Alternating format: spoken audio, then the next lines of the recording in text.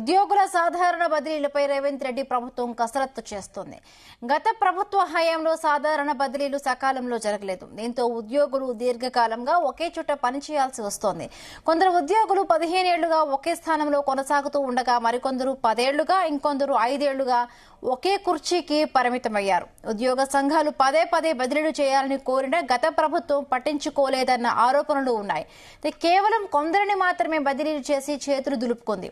కాంగ్రెస్ ప్రభుత్వం ఏర్పడ్డాక కూడా ఉద్యోగ సంఘాలు విజ్ఞప్తి చేశాయి. ఈ నేపథ్యంలో రేవంత్ రెడ్డి బదిలీలపై కసరత్తు చేస్తోంది. రేవంత్ రెడ్డి వద్దకు బదిలీల ఫైల్ చేరినట్లుగా సమాచారం.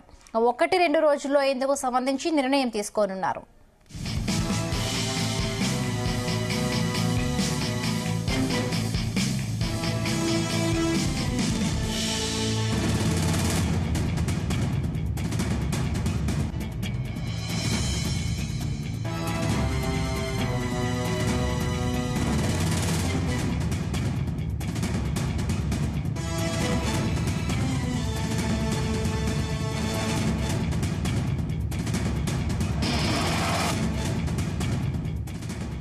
ఉద్యోగుల సాధారణ బదిలీలపై రేవంత్ సర్కార్ కసరత్తు చేస్తున్నట్లుగా తెలుస్తోంది. రైటింగ్ సంబంధించి మరిన్ని పూర్తి అప్డేట్స్ మా ప్రతినిధి శ్రీచరణ్ అందిస్తారు. శ్రీచరణ్, హిమబిందు ఒకే చోట కనిష్టంగా 2 ఏళ్లు పనిచేసేవారు అప్లై చేసుకునే అవకాశం ఇవ్వాలని కూడా ముఖ్యమంత్రి రేవంత్ రెడ్డి దగ్గర అధికారులు ప్రతిపాదన పెట్టారు. అయితే ఉద్యోగుల సాధారణ బదిలీలపైన కూడా ముఖ్యమంత్రి రేవంత్ రెడ్డి దగ్గర ప్రస్తుతం ఫైల్ ఉంది. అయితే గరిష్టంగా 4 ఏళ్లు దాటిన వారిని తప్పనిసరిగా కూడా బదిలీ చేయాలని కూడా నిర్ణయం తీసుకున్నట్టు సమాచారం. అయితే ఉద్యోగుల సాధారణ బదిలీలపైన కూడా ముఖ్యమంత్రి రేవంత్ రెడ్డి కసరత్తు చేస్తున్నారు. అధికారులందరినీ కూడా పిలిచి డిపార్ట్మెంట్ వైజ్ గా కూడా అయితే ఇప్పుడు ఆ ఫైల్ పైన కూడా ఈ రోజు ఆమోదం తెలిపే అవకాశం కూడా ఉంది. ఎందుకంటే కొన్ని సెక్షన్లలో సచివాలయంతో పాటు రాష్ట్ర వ్యాప్తంగా కూడా కొన్ని సెక్షన్లలో దాదాపు యూజువల్ గవర్నమెంట్ లో ఐఏఎస్ అధికారులే 3 సంవత్సరాలకు ఒకసారి బదిలీ అవ్వాలి. అలాగే ఉద్యోగులకు కూడా సేమ్ థింగ్ అదే వర్తిస్తోంది. కాకపోతే ఇటీవల కాలంలో కూడా కొన్ని సెక్షన్లలో డిమాండ్ బట్టి అంటే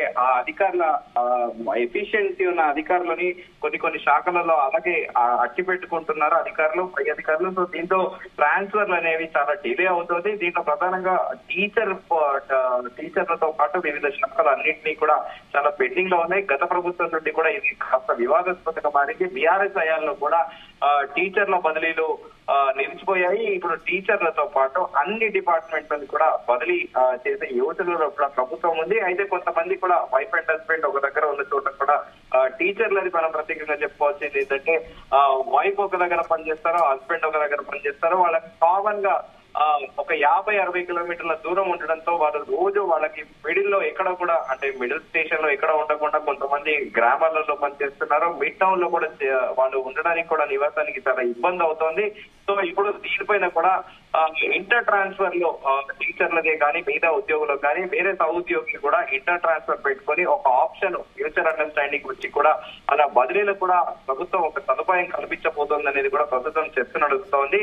అయితే ఇప్పుడు ఒకే చోట 2 ఇయర్స్ మినిమం 2 ఇయర్స్ పనిచేసిన వాళ్ళకే ఈ అప్లై చేసుకునే ప్రతిపాదన ఇవ్వాలని కూడా గవర్నమెంట్ వాళ్ళకి కూడా ఒక ఆప్షన్ ఇచ్చింది. అయితే 4 ఇయర్స్ ఎవరైతే దాటిండ్రో కంటిన్యూస్ ఒకటే డిపార్ట్మెంట్ లో వర్క్ చేస్తారో వాళ్ళనైతే తప్పనిసరిగా కూడా బదిలీ చేయాలని కూడా గవర్నమెంట్ డెసిషన్ తీసుకుంది. సో డిపార్ట్మెంట్ వైజ్ గా కూడా ఆల్ డిపార్ట్మెంట్ హెచ్ఓడీస్ కూడా మొత్తం కూడా ఎక్సైజ్ చేసి ఎవరెవరు ఏ డిపార్ట్మెంట్ లో ఎంతకాలంగా ఉన్నారో ఒక రిపోర్ట్ అయితే ముఖ్యమంత్రి కార్యాలయానికి పంపించారని కూడా ప్రస్తుతం చర్చ నడుస్తోంది. సో ఈ రోజు రాత్రి వరకు ఇప్పుడు ప్రస్తుతం ముఖ్యమంత్రి రేవంత్ రెడ్డి సచివాలయంలో రివ్యూల మీద బిజీగా ఉన్నారు ఉదయం నుండి కూడా.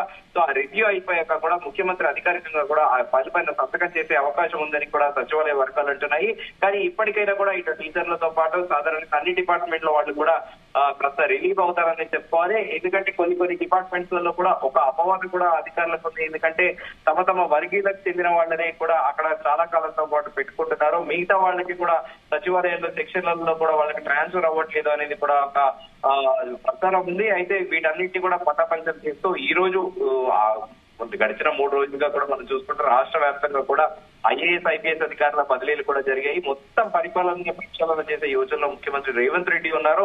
సో అటు ఐఏఎస్ ఐపీఎస్ అధికారులే కాకుండా హెచ్ఓడీలే కాకుండా సాధారణ ఉద్యోగులు, సెక్షన్ ఆఫీసర్లు, డిప్యూటీ సెక్రటరీలతో పాటు అసిస్టెంట్ సెక్రటరీలతో పాటు గ్రూప్ 2 కేటగిరీ వాళ్ళని కూడా అందరినీ కూడా బదిలీ చేసే అవకాశం ఉంది. దీంతో పాటు రెవెన్యూ శాఖలో కూడా జిల్లాల వారీగా ఉన్న, మండలాల్లో ఉన్న ఎంఆర్ఓలో కూడా బదిలీ అయ్యే అవకాశం ఉందని కూడా ప్రస్తుతం సచివాలయ వర్గాల్లో చర్చ నడుస్తోంది. అయితే ముఖ్యమంత్రి రేవంత్ రెడ్డి రివ్యూ జరిగాక కూడా దీని మీద ఒక తుది నిర్ణయం తీసుకునే అవకాశం ఉందని కూడా సచివాలయ వర్గాలు అంటున్నాయి. Bindu. Right, thank you Sricharan, thanks for the updates.